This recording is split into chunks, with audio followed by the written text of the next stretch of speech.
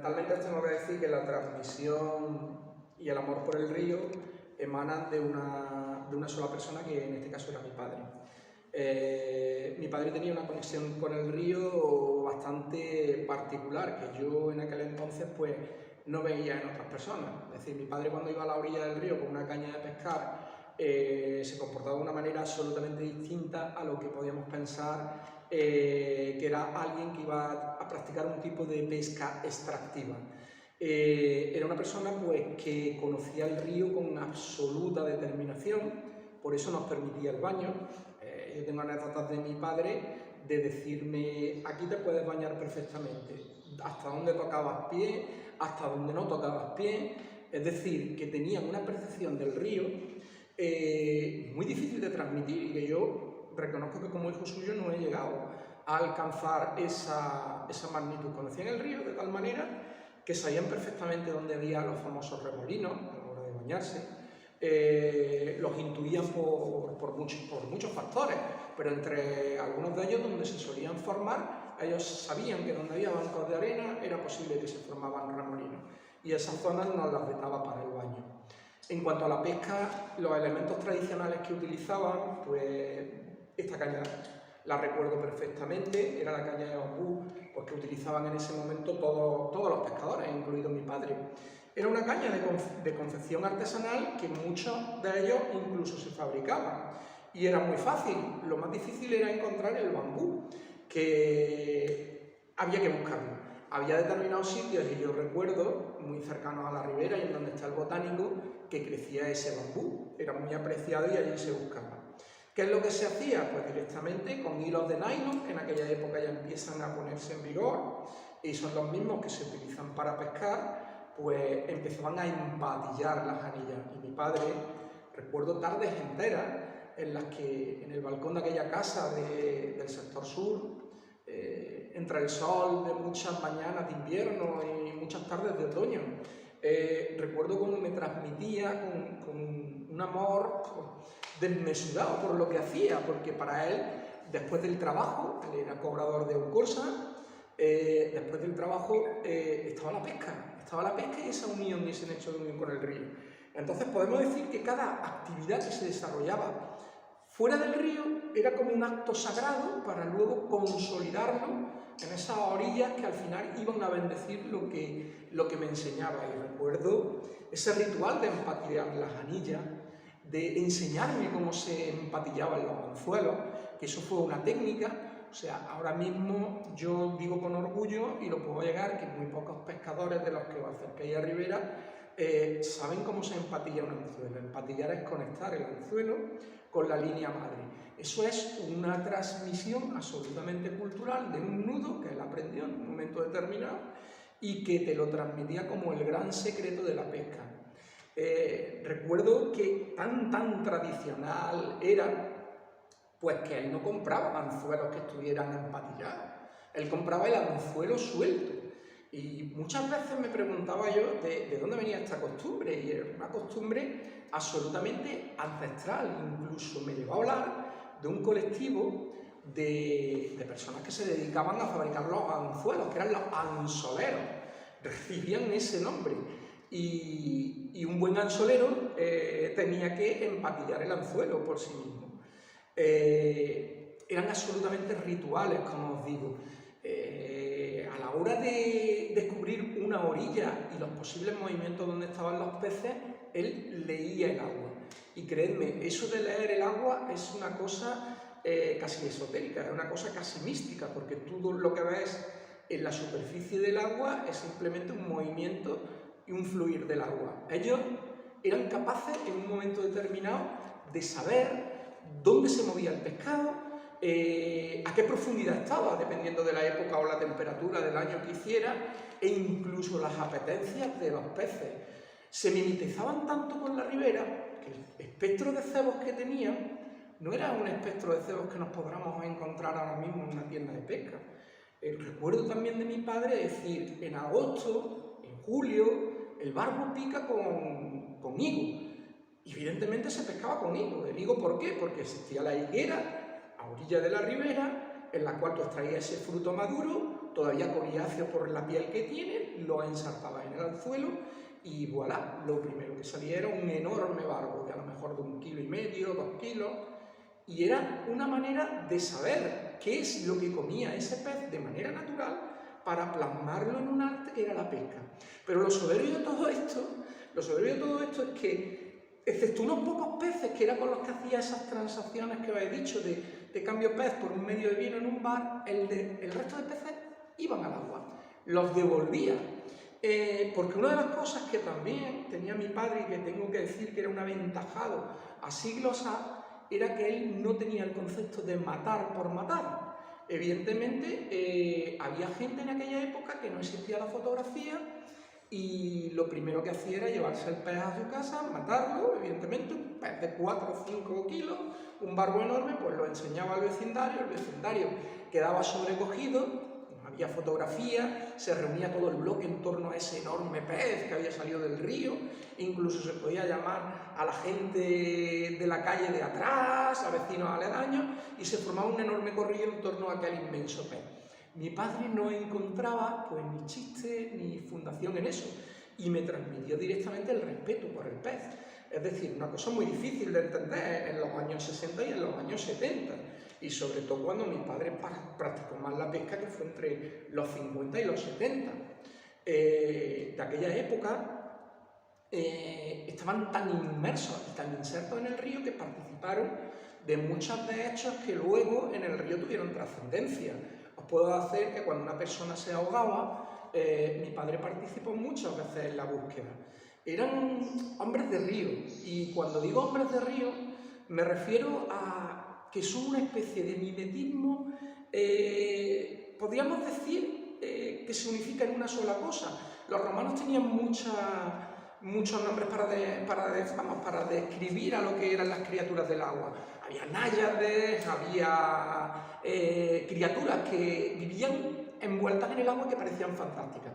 Para mí mi padre era una especie de tritón, de sirena masculina. Ver cómo evolucionaba, porque era un nadador excelente, eso lo tengo que decir. O sea, la proximidad con el río le obligaba a ser a todo este tipo de personas enormes nadadores, y de ahí, de esas cualidades, aprendían todos los peligros del río y participaron, como os digo, en muchos de los eventos que en un momento determinado pues, se producían. Se ahogaba una persona y no había personal cualificado, no había una unidad de actividades acuáticas en ese momento por parte de la policía local o de la Guardia Civil o de cualquier estamento. Tiraban de la gente de ribera, tiraban de esa gente que en el sudor del verano y en el frío del invierno iban impregnados de caña, de enea, del olor del río. Porque yo asocio a mi padre con el olor del río. Si alguien se acerca a la orilla del río, sabe que el río huele de manera diferente. Y cuando yo era tan pequeño que aún no me llevaba, cuando mi padre volvía del río, yo sabía que mi padre volvía del río, porque mi padre olía al río. Y eso es una de las cosas que llevo grabada a sangre y fuego. Ese olor al río, yo supongo que aún lo llevo yo, porque sigo con este elemento en la mano. Ya son de fibra de carbono, ya tienen otras perspectivas, pero esa esencia, ese mimetismo del hombre pez, del hombre río, lo sigo llevando de mi padre. Yo creo que a mi hijo aún le oleré a río cuando venga de pescar. ¿Tu madre entendía bien ese tema, el tema de la pesca? Pues mi madre, como enamorada de mi padre que estaba y como conviviente con él, pues al final tuvo que aprender de peces también. Estaba la parte culinaria. Evidentemente, cualquier pescador al final acaba llevándose algún pez a su casa. Y mi madre estaba ahí, en ese sentido. Mi madre acompañaba muchas veces a las jornadas de pesca que iba mi padre, pero no era una cosa habitual. Mi madre más bien era la que nos recompensaba. Pues yo recuerdo pues, haber consumido muchísimo black bass cuando el black bass se implantó, y era mi madre la que le daba ese toque culinario, ese toque que complementaba el hecho que yo podía considerar pues, ancestral y que debió de repetirse en muchas familias ribereñas de aquella época. Es decir, el hombre que iba, que pescaba, y que es un hecho casi paleolítico, y que en un momento determinado pues se lleva el pescado y es la mujer quien prepara, adereza y le da sentido a ese hecho tan primitivo de la captura del pez y de luego realmente el autoconsumo de una propia pieza. Y en ese engranaje que nos puede parecer por esta sociedad un tanto machista, un segundo plano, yo no lo considero así, sino que le doy la importancia que tenía, porque realmente al final quien dotaba de valor añadido a la captura del pez era mi madre, quien al final en un plato pues te hacía deleitarte pues con ese pez. Y ya os digo, un elemento para mí que considero esférico, es decir, conforma la esfera de la captura del pez, de todo ese entramado que mi padre llevaba y que lo culminaba, pues eso, con el consumo del pez en un momento determinado y con el aporte culinario. ¿Y qué pez así o qué recuerdo tienes de Pues pez sí, más grande o más especial que pescó tu padre? yo recuerdo una enorme carpa, que ya la carpa sí que era muy valorada. De hecho, en aquella época, años 76, 77, había algunos pescadores que hacían la tremenda aventura de irse a Sevilla, a Aguas de Guadalquivir en Sevilla, a capturar carpas, porque fue el primer sitio en donde cundió a nivel local, aquí en Córdoba, que se capturaban carpas.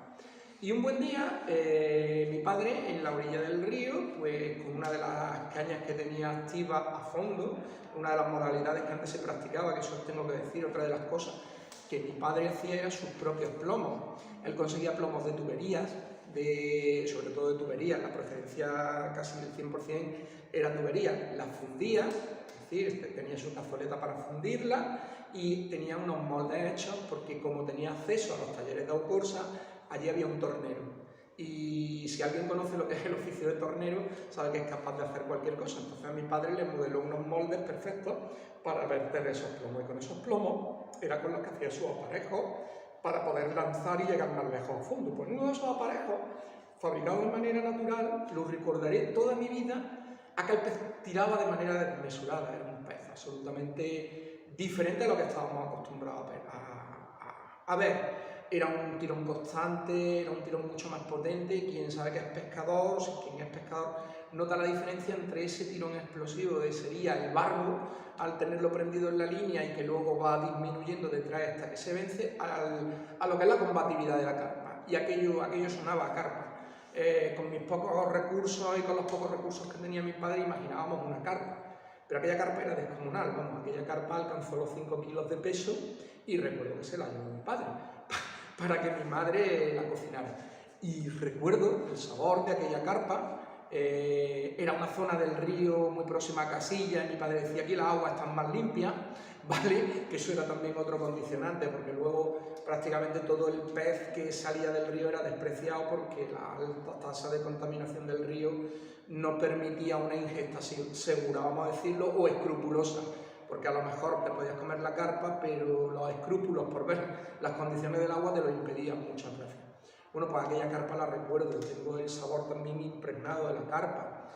Recuerdo expediciones también con mi padre, porque ya se aventuraba a salirse un poco del río, iba a otros cauces como el de Guadalmellato, a pescar un pez mítico que era casi un cocodrilo, el lucio. El lucio también recuerdo sabores. Evidentemente el lucio sí que era perseguido y capturado porque era muy valorado en aquel entonces. Y recuerdo también el sabor del lucio, el sabor del black bass y como no, el sabor del barbo. El barbo decían que sabía como a cieno, a fango. Entonces para eliminar un poco ese sabor o enmascararlo, más que eliminarlo, lo que se hacía era que se preparaba en adobo, evidentemente. Esta costumbre no solo está extendida en el medio Guadalquivir, en nuestra provincia y en nuestro paso del Guadalquivir por Córdoba, sino que es también un leitmotiv muy repetitivo, incluso hasta en el Bajo Guadalquivir. El barbo en adobo se seguía consumiendo hasta hace muy poco en Coria del Río, que es uno de los últimos sitios así con tradición de consumo de peces que se ha seguido manteniendo gracias a los albures. Y no sé, ¿qué más? Bueno, háblanos un poquito de lo que sabes de los pescadores estos de Don Benito, que venían con las picochas. Sí, tradicionalmente se conocía, y eso también es una transmisión que recibo a través de mi padre, casi como en la bruma de los tiempos, pues hablándote de gente de ribera y de algunas chozas que en un momento determinado improvisaba alguna persona en el río, pues me empezó a hablar algunas veces de los pescadores de Don Benito, precisamente. Don Benito se encuentra en la provincia de Badajoz. ¿Y qué pasaba con los pescadores de Don Benito? Pues que los pescadores de Don Benito han establecido una especie de transhumancia humana, en este caso, debido a que en el entorno aquel de Badajoz, hoy aún sigue siendo bastante extensivo el consumo, por ejemplo, de un pez de agua dulce que allí en la Tenca, en Extremadura es muy apreciado, es decir, esta parte de la población extremeña apreciaba mucho los peces de río. Entonces yo supongo que esta transhumancia humana de pescadores de Don Benito hacia el Guadalquivir obedece a dos condiciones, prácticamente de lo que deduzco de mi padre. Primero, una presión pesquera en la zona de donde ellos eran, es decir, allí como todo el mundo se dedicaba a esto y estaba muy valorado, pues entonces no había acceso a tener pescado para todo el mundo. Segundo, lo que sería la decrepitud del uso del pescado tradicionalmente en el río, es decir, nosotros ya no consumíamos pescado de manera industrial, por así decirlo. Es un hecho que en la Edad Media se repite muchísimo, pero que quizás se abandone ya a raíz de prácticamente la revolución industrial, supongo yo, y entonces ellos encontraron una cancha aquí. De Don Benito venían en el tren, o incluso muchas veces la transhumancia, yo me la imagino a través de recuas de mulos y de que todos los pertrechos pues que no pudieran destinar o ir en el tren o no hubiera acceso al tren a través de muchísimos caminos que unirían lo que sería el sur de Badajoz pues con la provincia de Córdoba. Hay muchos topónimos muy próximos al río Guadalquivir que llevan el topónimo de Camino de la Barca, yo no sé qué. Esto lo podemos asociar al hecho de que había una barca que cruzara pues de un lado a otro, pero es que resulta que hay topónimos, yo también me he encontrado topónimos en plena sierra de la Cuesta de la Barca, y dices tú, Cuesta de la Barca aquí en mitad de la sierra, pues probablemente fuera porque fuera en un camino usado, un camino público, fuera porque fuera uno de los sitios de transición de estos pescadores, en un momento determinado se les cayera una barca allí, o vete tú a saber qué pasara. El hecho es que llegaban a las orillas del río. Yo sé que una de las zonas de despliegue de ellos correspondía con el entorno de Villarrubia, lo que sería hoy la barriada de Majaneque, era una de las zonas que ocupaban personalmente. Tengo amigos que allí había una barca también. También, efectivamente, cruzado hacia el Pórtico de la Reina. Ese es el camino de la barca. De hecho, los barqueros que había allí eran familia también de un amigo mío, y este amigo lo que me ha manifestado es que allí acampaban. Y eran tan curiosas las costumbres que tenían los pescadores de Don Benito, que utilizaban, tengo que decir, artes tradicionalmente usadas en cualquier sitio donde la pesquería sea más o menos industrial. Sabemos que usaban nasas. Las nasas es un dispositivo de captura de peces mediante cebado, es una cesta grande que se confeccionaba sobre todo con mimbre de la ribera. Usaban trasmayos. El trasmayo es una red de doble paño en la cual el pez queda atrapado por las agallas.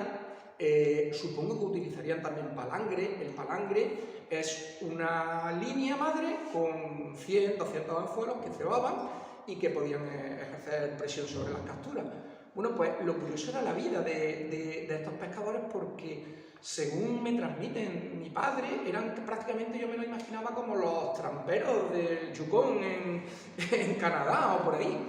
Consumían sopa de galápago, de tortuga, de lo que hoy llamamos tortuga, es decir, los galápagos eran apreciados.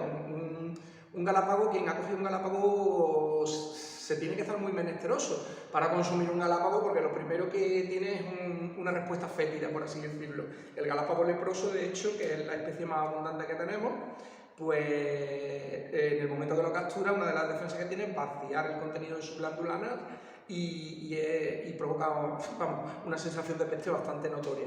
Bueno, pues ellos superaban eso y lo consideraban perfectamente un manjar. De hecho, yo creo que tendría que ser incluso hasta una captura accesoria para el consumo. Llegaron a consumir hasta nutria, o sea, es decir, vivían en el río, tenían un competidor, en este caso el competidor evidentemente era la nutria, consumía pescado, pero claro, no solo le daban caza porque compitiera con ellos, sino que encima se la comían, la consumían como si fuera un mamífero más del río, como podría ser un conejo de la orilla, y lo adicionaban como el ingreso de una proteína más. ¿Qué hacían con el pescado? Pues evidentemente trasladarlo hacia Don Benito otra vez, que era su punto focal de venta. Hemos dicho que aquí no había mercado, pues evidentemente eso tenían que hacerlo con un medio de comunicación pues de la época. Pues, ¿a través de dónde podemos intuir que lo hacían y sabemos que lo hacían por comunicaciones verbales con gente? A través del tren. Es decir, se llenaban esos vagones. En algunas ocasiones supongo que ya la barra de hielo sería algo que conservaría el pescado en condiciones. No me quedan constancia de que lo hayan hecho en salazón, que sería otro de los usos que podrían tener. De esto no tengo constancia. De lo que sí tengo constancia es de eso, del uso de barras de hielo. Las barras de hielo las podéis hacer un poco a la idea, los que seáis mayores, al estilo de los puestos de higo chumbo que se colocaban antiguamente para que el higo chumbo en verano estuviera fresquito. La señora o el señor que los vendía tenía unas barras de hielo en lo alto de su stand de venta. Pues ese tipo de barras de hielo que se comprarían en fábrica de hielo, pues eran las que adicionaban capa tras capa a los peces que habían capturado. ¿Qué especies buscarían en aquella época? Pues si estamos hablando de los años 50, finales de los 40-50, lo que podríamos considerar que aquí se denominó años de la hambre, los años de la hambre duros, sobre todo los 40 fueron terribles.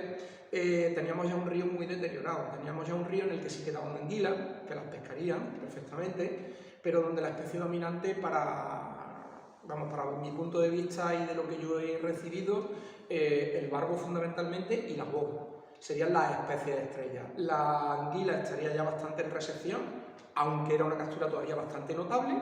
Hacía muy poco que habían construido la presa de Alcalá, estamos hablando de los años 30, y habrían pasado una década y algo. Entonces quedaba mucha anguila atrapada en el cauce alto del río, anguila que era consumida. Por ejemplo, otra de las cosas que mi padre me transmite con respecto a la anguila es la facilidad que tenían de cogerla ya construida la presa de Alcalá. Hablo de los años 40 y cómo se metían en los charcones que quedaban en las pilastras del puente romano y quedaban atrapadas cientos de anguilas. Me enseñó incluso hasta la manera de cogerlas, que es una cosa bastante curiosa. Quien ha manipulado una anguila sabe que una anguila es un animal bastante escurridizo por la superficie cutánea que tiene. Bueno, pues se utilizaba el dedo anular como presa, de manera tal que la anguila se atravesaba en esta parte de la horquilla y se cogía así. Luego he tenido oportunidad de usar este método con anguilas en el Bajo Guadalquivir y efectivamente es uno de los métodos más fiables que hay para que la anguila no se te escape a la hora de manejarla, hacer ese tipo de gancho. Pues como niños prácticamente ellos cogían, pues ya os digo, cientos de anguilas en las pilastras del puente romano. Era uno de los hechos. Y otro hecho que quiero transmitir y que parece una controversia para el mundo científico, en el cual yo me encuentro ahora un poco inserto porque trabajo en conservación de peces, estoy trabajando en conservación de peces gracias a Dios a través de la Agencia de Medio Ambiente y Agua, colaboro. Bueno, pues uno de los hechos científicos y que está ahí con una niebla del paso del tiempo es la presencia de un barbo diferente al barbo común, que es el barbo gitano o Barbus sclateri. En aquella época mi padre me transmitió una diferencia entre barbos que yo vi claramente. Sacábamos unos barbos que tenían el hocico mucho más alargado, que parecían que tenían una trompeta. Ese tipo de barbo, mi padre y los pescadores de la época le tenían el nombre distintivo de barbo trotarríos. Claro, esto es un trotarrío cuando salía el barbo, y yo veía la diferencia clara entre lo que sería la morfología de la cabeza de un barbo sclateri, un barbo común. En aquella época era absolutamente difícil determinar las especies, todo lo que había en la península ibérica era barbo común, para nosotros el barbo del río Guadalquivir era un barbo común, pero tengo que decir que es una especie única en toda la península ibérica. El barbo del Guadalquivir se llama Lucio Barbus sclateri y es un barbo único de la cuenca del Guadalquivir. Nos lo encontramos un poco en la cuenca del Segura, pero ya está. O sea, un barbo propio de la cuenca sur, ¿vale? Y bueno, aparecían estos trotarríos. Yo ya con el interés que tenía en esa época, 13, 14 años, tenía que acudir a la bibliografía para saber si había la posibilidad de que existiera otra especie de barbo. Muy difícil en aquella época tener acceso a cualquier escrito, pero bueno, había una guía que ya estaba publicada y que era de un sueco, para que hagáis una idea, pero una adaptación a la península ibérica. Es la guía de los peces de España y de Europa de Musk y Dahlström, el sueco. En la parte final había un apéndice, que era un apéndice para los peces ibéricos, y decía que en Sevilla, en el Guadaira y en el Guadalquivir se había registrado la presencia de barbo comizo. El barbo comizo, es decir, Luciobarbus sclateri, otra especie, que coincide exactamente con esas capturas que mi padre y otros pescadores locales nos transmitieron a nosotros como trotarríos. Claro, cuando la ciencia se ha puesto a buscar el barbo comizo, no existe en la cuenca del Guadalquivir, pero es lo que yo le he manifestado a serios doctores y a gente que está muy avezada en la materia y que dicen que esas citas del Guadaira y del Guadalquivir en Sevilla que son dudosas, que probablemente fueran una identificación dudosa. Para mí, y para ese recuerdo infantil y ese recuerdo de transmisión paterna, para mí no cabe duda, existió el comizo. El comizo estuvo presente en el agua del Guadalquivir. Ha desaparecido, no sabemos por qué, pero mi convicción personal a través de hechos vividos totalmente y de esa morfología distinta, de ese interés suscitado en un niño de 13 años que ve que el barbo es absolutamente distinto con ese pico tan grande y encuentra que hay un barbo que se llama comizo que estuvo presente en el Guadalquivir y citado por antiguos autores en el Guadaira y en el propio Guadalquivir. Y quizá eso sea también otra de las memorias que tengo muy atesoradas de mi padre. Esos trotarríos, que ellos le llamaban trotarríos porque adivinaban un poco en la morfología que tenía, pues que eran más afecto a las corrientes, es decir, te lo podías encontrar en zonas de chorreras, salidas de boquerones de los propios molinos, como en el que estamos, y en esas zonas de aguas movidas, debido a esa forma tan de uso, tan de proyectil y ese hocico tan largo, ellos asociaron y acuñaron el nombre trotarrío, que para mí queda absolutamente impregnado en la memoria infantil, como os digo. Bueno, para terminar, Fernando, háblanos, ¿tienes hijos? Sí. ¿Cómo le estás legando eso que tu padre te transmitió a ti? Muy bien, en mi familia hay una premisa, que la puse yo y mi mujer no puso ninguna objeción, es el amor por el río, directamente. Yo el amor por el río lo adquirí a través de una caña de pescar, pero evidentemente no es necesario este instrumento para al final hacerte pues es un amante del río. Y yo a mi hijo pues he procurado legarle esa esencia y de la manera que mejor sabía. Por supuesto, todo el legado de mi padre, todo aquello que me enseñó, mis hijos me han acompañado a pescar. Tengo una hija mayor, ya de 18 años, tengo uno más pequeño, que está en proceso de formación, tiene 10 años, y os puedo decir que le he legado eso. Me han acompañado a pescar, les he enseñado pues prácticamente todo lo que me enseñó mi padre, a leer el agua, a descubrir una cosa que muy pocos niños tienen contacto y os sorprenderíais. El contacto de un niño cuando ve salir un pez del agua es una cosa, yo diría, atávica, es ancestral.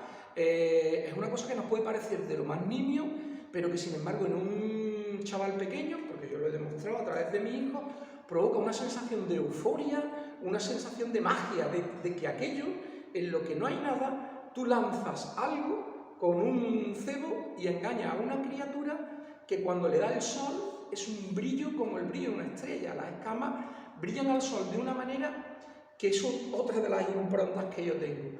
Yo espero que ese brillo, que de esos primeros peces y de esa alegría infantil que ellos han demostrado en la orilla, les acompañe siempre y lo tengan ahí como referencia. Y aunque no lleguen nunca a pescar, sí que estoy totalmente seguro que mis hijos saben valorar en su conjunto lo que es un río, cómo funciona un río, cuáles son las criaturas de un río y cómo moverse por ese río.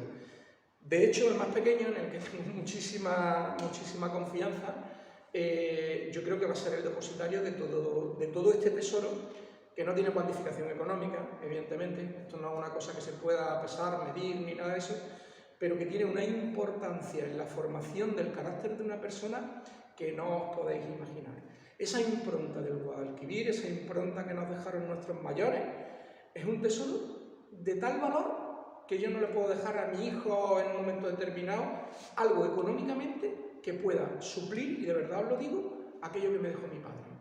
Y que fueron pues este amor desmesurado por los peces, por la pesca, por la cultura del río, que eso es lo que quiero también reivindicar, una cultura que viva de cara al río y que sea capaz de apreciar que generaciones antes de lo que nosotros estamos aquí, y que parece que con la sociedad actual en la que nos desenvolvemos de una manera absolutamente desproporcionadamente desvinculada de la naturaleza, volvamos a tener por lo menos ese nexo de unión, si no es de manera directa, que lo llevemos aquí y que seamos capaces de transmitirlo a otras generaciones directamente. Bueno, el director de este proyecto dice que Córdoba es una sociedad anfibia, que vive entre la tierra y el río, ¿no? Y el río.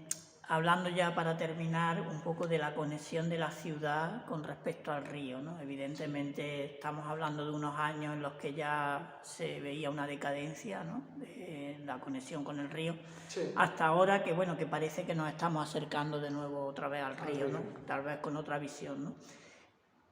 ¿Cómo ves tú la relación que existe entre esa sociedad anfibia actualmente y el río? Bien, pues lo primero está el desconocimiento. Y tengo que decir que el desconocimiento hace ser muchas veces a la gente pues osada. Y el concepto que tienen de río ahora mismo quizás nos lleve a tener una confrontación de esa sociedad anfibia sobre lo que queremos nosotros de río, y pensamos que es un río con lo que piensa la sociedad que es un río. Evidentemente, de hecho, hay gente que le estorban los pájaros, porque hay muchos pájaros, los pájaros huelen peste y eso no trae nada más que mierda del basurero. Hay gente que le estorba la vegetación para que determinados monumentos no puedan adquirir una visualización, lo cual está bien. Habría que hacer actuaciones muy puntuales sobre molinos, pero también el concepto que la sociedad que tenemos ahora emana de río es un sitio, una lámina de agua en donde pueda haber barquitos para pasearse directamente. Y nosotros, evidentemente, lo que pensamos es en una simbiosis de un medio natural que atraviesa pues, una ciudad, y que como consecuencia de que atraviesa una ciudad tiene que tener un carácter urbano, evidentemente, ¿no?, pero que también tiene que saber conservar esos valores naturales que tiene el río. Es curioso, pero te voy a decir una cosa. En esa época de abandono del río, en que la ciudad no miraba al río, es una cosa curiosa, pero es el sector sur y el campo, la verdad, el que sigue teniendo ese vínculo con el río. Es la ciudad como tal, es decir, es una cosa curiosa, pasas el puente romano, llegas a la judería en menor medida, pero tú llegas a la avenida Conde Vallellano y el río ya no existía. Oye, el río era algo que nosotros teníamos que franquear para ir a Córdoba. De hecho, yo recuerdo muchas veces la expresión, voy a subir a Córdoba. Leñe, estaba en Córdoba, estaba en el sector sur, pero subíamos a Córdoba porque estaba allí.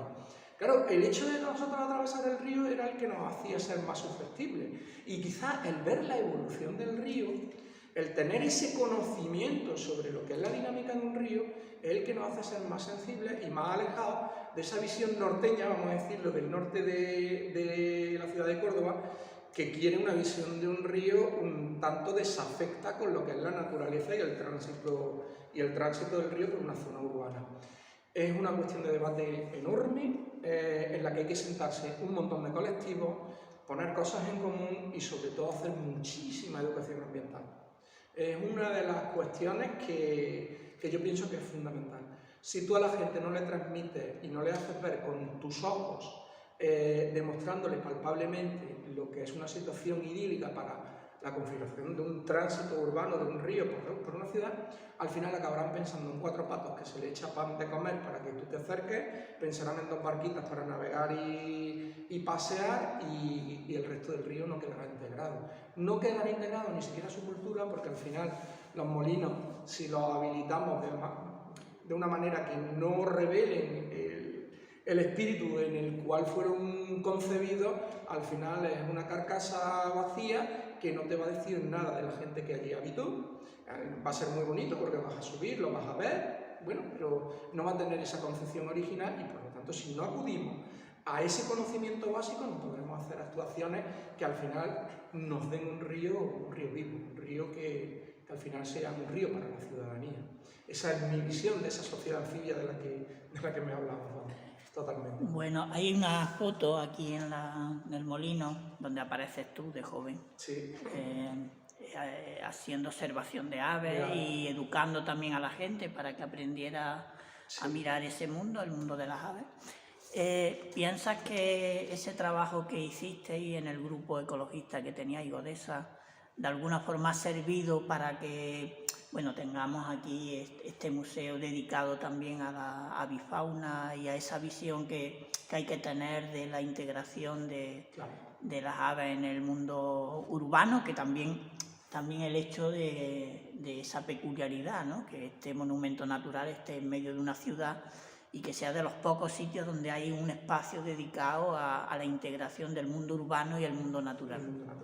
Claro que sí, Bartolomé, pero eso no solo recompensas de aquel esfuerzo que hicimos entre otros Godesa, tú estabas también antes, también hubo otros grupos ecologistas. Yo creo que la sociedad en general de aquella época, la que empieza a plantearse desde un hecho televisivo, vamos a decirlo televisivo, trascendental, que fue, para mí fue Félix Rodríguez de la Fuente, lo tengo que decir también. O sea, en el cual no solo nos narra la fauna ibérica, sino que además nos transmite una sensibilidad por la conservación de la misma. Claro, ese espíritu conservacionista es un espíritu propio de finales de los 70, de la generación Félix, como yo digo, ¿vale?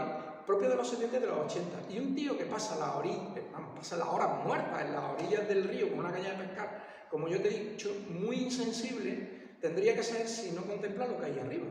Evidentemente, porque eso que caracterizaba a mi padre de integración con el río conlleva el ver pasar el martín pescador como una flecha azul pita y te pasa cerca de la caña, como una garza real está pescando pacientemente como tú en la orilla de enfrente, como un bicho que no se conocía en aquella época, que era el martinete, en un momento determinado aparece de buena primera aquí con esa belleza tan singular, muy poco sensible, muy poco trascendental podría llegar a ser y formar parte de un grupo ecologista si tú no tienes concepción de toda esta riqueza natural que tenía el río. Claro, aquello desemboca en esa generación que ya es más sensible, que es más permeable y que en un momento determinado, claro que sí, lucha por conseguir una protección integral de lo que sería la ribera. Yo no sé si hemos muerto de éxito, Bartolomé, también tengo que decírtelo, porque en el momento en el que se declara monumento natural en la zona entre los dos puentes, que era una de las reivindicaciones que todos los grupos ecologistas de aquella época llevábamos y teníamos como bandera de lucha, al final acaba regulándose de tal manera las actividades que se realizan dentro de la misma que perdió la configuración que tenía con los valores, y me refiero. Por ejemplo, aquí había vaquerías y las vaquerías llevaban su ganado a pastar y mantenían la vegetación de ribera raya, configurando un mosaico de ecosistemas dentro de ese propio espacio que era el río, en la que había zonas en la que la vegetación no crecía exuberantemente, con lo cual eran zonas más aluviales, de llanura, permitían estancias de limícolas, aves que ahora son muy difíciles de ver en el río, son aves que dependen de los limos y de zonas de espacios abiertos. Y se ha configurado lo que sería una continuidad del bosque galería con otras especies, porque es verdad que hay especies que no son propias del cauce en otro sitio, pero que al final constituyen un ecosistema de ribera propio de una zona de bosque, con lo cual la variedad de aves que teníamos en aquella época ha pegado un descenso brutal. Es lógico, al homogeneizar el ecosistema, la diversidad desaparece, y al desaparecer la diversidad lo que tiene es otro grupo de especies que en un momento determinado pues son las mismas que nos podemos encontrar en otra parte del cauce. O sea que cierta de la singularidad de aquellos años ha desaparecido. Y ahí ha pasado una cosa también curiosa, que lo que es el centro de observación de aves, lo que sería el meollo de la cuestión con respecto a las colonias de garzas, que era una de las cosas más llamativas, se ha desplazado hacia el molino de Marto. Es decir, nos hemos quedado con que la naturaleza propia nos dice que los ecosistemas son medios vivos que evolucionan. Lo mismo que nosotros evolucionamos a lo largo de la vida, que no tenemos la misma configuración de que cuando teníamos 15 años, pues evidentemente un río, que es un ecosistema muy dinámico, pues cambia. Y eso de sujetar una figura de protección tan delimitada en ese momento del puente nuevo al puente romano, como se decía, eso ha quedado marcado que la naturaleza tiene sus propios escapes, que en un momento dice, yo no entiendo de límites de figuras de protección, me voy al Molino de Martos, que hay una masa forestal en donde recibo menos molestias, donde estoy, por así decirlo, más a gusto, desconectado con la orilla del río, y planto aquí un garcero. Y bueno, el año pasado se reproduce por primera vez la espátula en Córdoba, saca adelante una pollada y ahí tenéis que los valores naturales que reflejan un espacio natural se desplazan 700, 800 metros más arriba, pasando de lo que dice el hombre. ¿Qué es lo que te quiero decir con esto? Que sí, que estuvo muy bien la lucha, que conseguimos el objetivo, que es necesario, pero que quizás lo que nos falte ahora sea renovar esos votos, como hacen las personas religiosas, y para renovar esos votos tenemos que luchar porque la protección del río sea integral y mucho más amplia. Y yo la elevaría a todo el tránsito, desde Casillas, por así decirlo, volvemos a ponerle límites, pero prácticamente desde Casillas hasta el puente de Miraflores, si no más.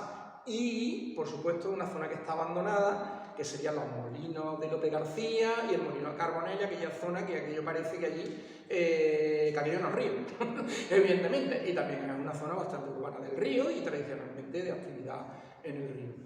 Con lo cual, eso te digo, luchamos, conseguimos un objetivo, pero quizás sean las nuevas generaciones y la educación ambiental que te dije antes, la que en un momento determinado deben de coger ahora el relevo y el empuje. No los veo por ahí, sinceramente tengo que decir, no los veo por ahí, que parece que los viejos somos los que estamos siempre en la zaga, pero bueno, mientras que duremos. Y si hay que transmitirlo a las administraciones esa sensibilidad, pues se transmitirá la misma fusión de cuando teníamos 15, 16 años. Bueno, ahora tenemos unos pocos más, pero bueno, ahí continuaremos luchando y ya está. Pues muy bien, Fernando, muchísimas gracias.